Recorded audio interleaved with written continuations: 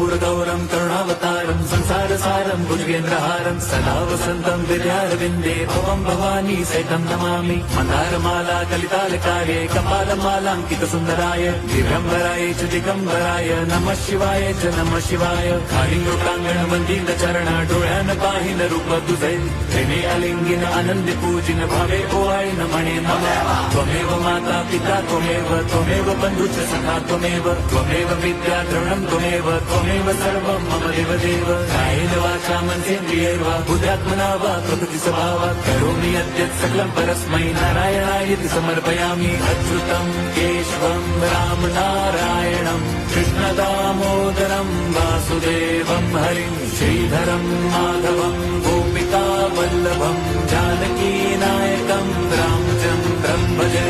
Hare Ram